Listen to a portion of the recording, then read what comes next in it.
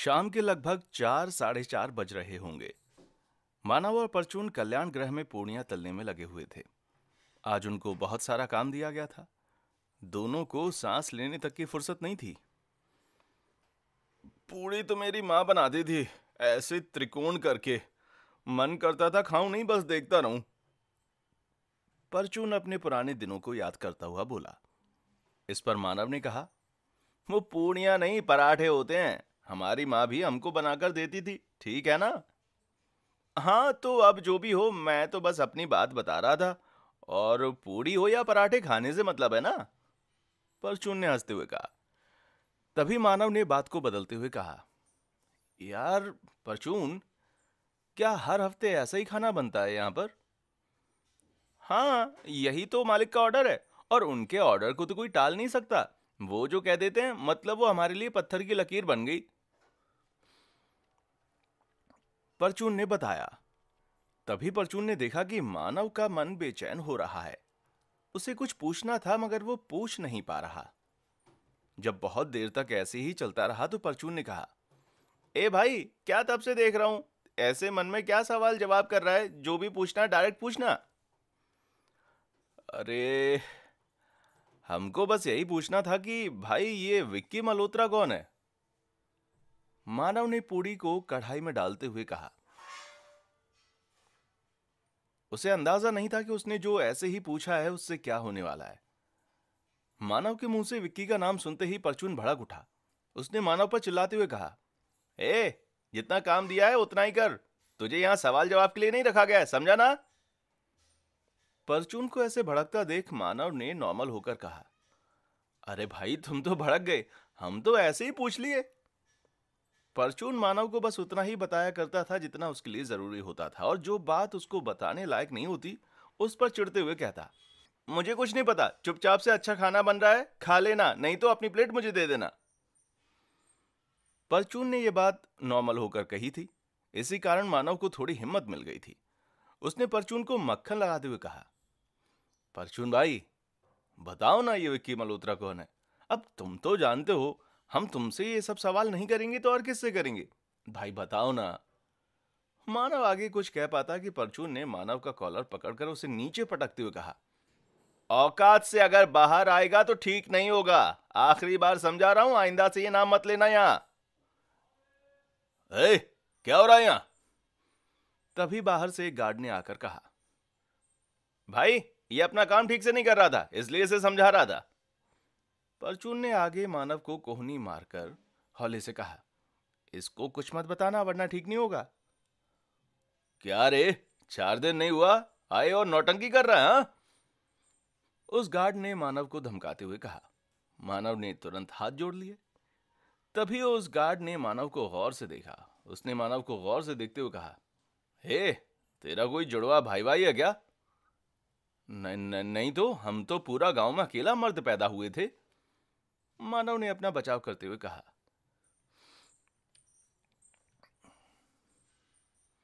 मानव की बात पर उस गार्ड ने कहा, कहीं तो तुझे देखा है, साला याद नहीं आ रहा। इसके बाद वो गार्ड अपना सिर खुजाने लगा और मानव को देखकर याद करने की कोशिश करने लगा। कहाँ देखा है तुझे? द ड्रामा पैलेस या कहाँ? उस गार्ड ने द ड्रामा पैलेस कहा ही था कि मानव के दिल की धड़कन रुक गई। उसे एकदम से चक्कर आने लगा। वो समझ नहीं पा रहा था कि वो जिस थिएटर हाउस में काम करता है उसका नाम इस गार्ड को कैसे पता। ये साला मेरे थिएटर हाउस का नाम कैसे जानता है? कहीं ये शो देखने तो नहीं गया है? अगर ऐसा है तब तो ये मुझे आसानी से पहचान लेगा और मेरा भांडा फूट जाएगा। मानव ने खुद से कहा। अच्छा, हम जाते हैं, बच्चा लोग के लिए सब्जी भी तो बनानी है। मानव ने खुद को बचाने के इरादे से कहा और वहां से जाने लगा। वो कुछ कदम आगे गया ही था कि तभी उस गार्ड ने आवाज देकर कहा, 1 मिनट रुको। मानव के पांव जैसे बर्फ के समान जम गए। वो वहीं पर रुक गया। उस गार्ड ने मानव के पास आकर कहा, मेरी नजर तुझ पर ही है, इसलिए कोई चालाकी नहीं, क्या समझे? जी जी जी मालिक। मानव ने हाथ जोड़कर कहा और फिर परचून को लेकर वहां से चला गया। दिन अब धीरे धीरे रात की करवट ले रहा था। विद्युत अपने घर में सब तैयारी करके आईने के सामने खड़ा था, एकदम शांत, बस खुद को एकटक देखे जा रहा था। शायद अपनी उस तलब को जगा रहा था जिनसे वो बुरे लोगों का खात्मा करता था। वो कई मिनटों तक खुद को बस आईने में ऐसे ही खड़ा देखता रहा और जब चलने को हुआ तो खुद को आईने में देखते हुए बोला, मेरी तलब आज तुम्हारी मौत का कारण बनेगी मल्होत्रा। विद्युत ने इतना कहा और उसने ड्रॉअर खोला। वहां से उसने अपनी लोहे की तार निकाली और फिर उसे जेब में डाल लिया। इसके बाद विद्युत उस बाल कल्याण गृह जाने के लिए निकल गया। जैसे जैसे विद्युत कल्याण गृह के और नजदीक पहुंचता जाता, उसे खुशी की याद आने लगती। दरअसल विद्युत ने बातों ही बातों में ब्लास्ट वाली रात ही कल्याण गृह के अंदर जाने का रास्ता पूछ लिया था। विद्युत को याद आता है कि खुशी ने उससे कहा था कि कल्याण गृह से सिर्फ एक ही सीवर लाइन कनेक्ट है और सीवर होल पिलर नंबर 214 के ठीक सामने मौजूद है। विद्युत अभी ठीक उसी सीवर होल के ऊपर खड़ा था और उसने पहले आसपास देखा, फिर खंभों पर देखा कि कहीं कोई कैमरा तो नहीं है। जब विद्युत ने सारी तसल्ली कर ली तो चेहरे पर मास्क लगाया और सीवर होल के अंदर जंप लगा दिया। विद्युत सीवर से रेंगते रेंगते कल्याण गृह के बाथरूम में आ चुका था। उसने सबसे पहले तो बैग खोला जो वो साथ ही लेकर आया था और फिर कपड़े बदले और साथ में कुछ सामान भी रख लिया, जैसे कि एक छोटी लोहे की रॉड और अपनी फेवरेट लोहे की तार। बैग में अब कुछ खास बचा नहीं था सिवाय कुछ बदबूदार कपड़ों के। अब पूरी तैयारी हो चुकी है, अब बस मल्होत्रा का काम तमाम करना है, विद्युत ने अपने मन को समझाते हुए कहा। विद्युत अब तैयार था। उसने जैसे ही बाथरूम के बाहर कदम रखा, अचानक उसने देखा कि सामने एक बच्चा खड़ा है जो उसे ही घूर रहा था। ये बच्चा कोई और नहीं बल्कि खुशी का भाई छोटू ही था। जी हाँ, खुशी तो इस कल्याण गृह से मदद मांगने के लिए भाग गई, मगर उसका छोटू भाई यहीं पर रह गया था। मगर विद्युत इसे इसलिए नहीं पहचान पाया क्योंकि उसने छोटू को सिर्फ शब्दों में सुना था, कभी देखा नहीं था। विद्युत उससे कुछ पूछ पाता इससे पहले ही वो बच्चा भाग जाता है। विद्युत भी उसे नजरअंदाज करके अपने शिकार को ढूंढने लगता है। वो अभी थोड़ा अंदर ही पहुंचा था कि उसे दो लोगों की बात करने की आवाज सुनाई पड़ी, जिसमें से एक को वो अच्छे से पहचानता था। यह आवाज उसके दोस्त मानव की थी, मगर विद्युत जानता था कि वो इस वक्त एक दोस्त नहीं बल्कि एक सीरियल किलर के तौर पर कल्याण गृह आया है, तो उसका मानव से छिपना लाजमी था। विद्युत के सामने दो लोग यानी कि मानव और परचून पेट फुलाए अपने कमरे के बाहर खड़े थे और लंबी लंबी डगारें छोड़ रहे थे। विद्युत ने परचून को यह कहते सुना, लगता है सारे जन्मों का खाना एक ही साथ खा लिया है मैंने। इस पर मानव भी हंस पड़ा। मानव को ऐसे हंसते देखकर विद्युत ने मन ही मन में गुस्सा करते हुए कहा, यह गधा कैसे बेशर्मों की तरह हंस रहा है, मानो जैसे यहीं पर काम करने आया हो। तभी विद्युत देखता है कि दोनों अपने कमरे में चले जाते हैं। रास्ता साफ देखकर विद्युत भी आगे बढ़ जाता है। उसे उसकी मंजिल साफ नजर आ रही थी, कल्याण गृह की दूसरी मंजिल। वो सीधा सीढ़ियों की तरफ बढ़ता है और उसके दरवाजे को खोलने की कोशिश करने लगता है। ये कल्याण गृह का वही दरवाजा था जिसका ताला दरवाजे पर नहीं बल्कि सीढ़ियों की ग्रिल में था। उसे ताला तो मिल गया लेकिन चाबी नहीं मिली। जब विद्युत भी सारी मशक्कत करके हार गया तो उसने भी सिंपल और देसी तरीका अपनाया। ताले में दो पतली पिन डालकर उसे इधर उधर घुमाने लगा, जिससे दरवाजा एक पल में खुल गया। वाह, ये हुई ना बात, विद्युत खुश होते हुए खुद से कहता है। और इसके बाद विद्युत दबे पांव अब ऊपर आ चुका था। उसे भी जगह जगह सड़े हुए मांस की बदबू आ रही थी।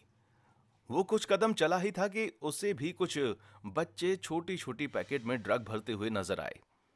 उसे दूर एक कोने से गाने और लोगों के शोर करने की आवाजें भी आ रही थीं। विद्युत सब सुनता और देखता हुआ सिक्योरिटी रूम के करीब पहुंच जाता है। वो देखता है कि सिक्योरिटी रूम में एक पतला दुबला सा आदमी फोन में गेम खेल रहा है। ए, कौन है वहां? मैंने पूछा कौन है? उस आदमी ने अपनी जगह पर बैठे बैठे कहा। उस आदमी को जब तक यह एहसास होता कि कोई और शख्स भी कमरे में मौजूद है, इसके पहले ही विद्युत उसकी आंखें बंद कर चुका था। छोड़ बे साले, कौन है? सामने आना, फिर बताता हूं तुझे, वो आदमी छटपटाता हुआ बोला, मगर तब तक विद्युत उसका मुंह बंद कर चुका था। साले, तू हमें क्या बताएगा? आज हम सबको बताएंगे। इतना कहकर विद्युत उस आदमी की गर्दन पर एक जोरदार वार करता है, जिससे वो बेहोश होकर गिर पड़ता है। अब पूरे कल्याण ग्रह की असलियत को अपने सामने वो देख सकता था। उसे ये समझने में जरा भी देर नहीं लगी, क्योंकि खुशी और मानव इस जगह को नर्क का नाम क्यों दे रहे थे। जो भी जैसा भी उन दोनों ने इस जगह के बारे में बताया था, हकीकत में ये जगह और भी खौफनाक थी। वो बारी बारी हर कमरे की फुटेज देखता जा रहा था। यहाँ तो बहुत ही बुरा हाल हुआ पड़ा है, विद्युत ने अपना हाथ टेबल पर मारते हुए कहा। कि तभी विद्युत की नजर एक और फुटेज पर पड़ी। उसने देखा कि बच्चे ड्रग्स को पैक कर रहे हैं, तो किसी कमरे में बच्चों पर ऑपरेशन चल रहा था, तो किसी कमरे में छोटी बच्चियों को सजाया धजाया जा रहा था। वो अभी इन सब फुटेज को सिर्फ इसलिए देख रहा था ताकि वो अपने शिकार मल्होत्रा का पता लगा सके कि आखिर वो बैठा कहाँ है, क्योंकि खुशी के मुताबिक उसे तो आज यहाँ पर होना चाहिए था। विद्युत अभी ये सब देख ही रहा था कि उसे मानव का मैसेज आया, मुझे यहां से निकलना है। ये मैसेज दरअसल PCO3 का कोड था, जो उसे तब इस्तेमाल करना था जब उसकी जान पर खतरा हो और उसे हर हाल में यहां से निकलना हो। मगर विद्युत को यह बात समझ नहीं आ रही थी, क्योंकि कुछ देर पहले उसने खुद मानव को कमरे में जाते देखा था। फिर ये मैसेज, ये मानव मजाक कर रहा है क्या? अभी अभी तो हमने देखा कि वो खुश था, हंस खेल रहा था, बातें कर रहा था, फिर ये मैसेज? कुछ तो गड़बड़ है, विद्युत ने खुद से सवाल किया। विद्युत समझ गया कि कुछ तो गड़बड़ है। या तो इन लोगों को उसके आने का पता लग गया है, या फिर मानव के जासूस होने का। मगर उसे अभी इतना पता था कि अगर उसने अभी कुछ नहीं किया तो किसी की जान तो पक्का जाने वाली है। विद्युत अभी ये सोच ही रहा था कि उसे कहीं से गोली चलने की आवाज सुनाई पड़ी। गोली की आवाज सुनते ही विद्युत सदमे में आ गया।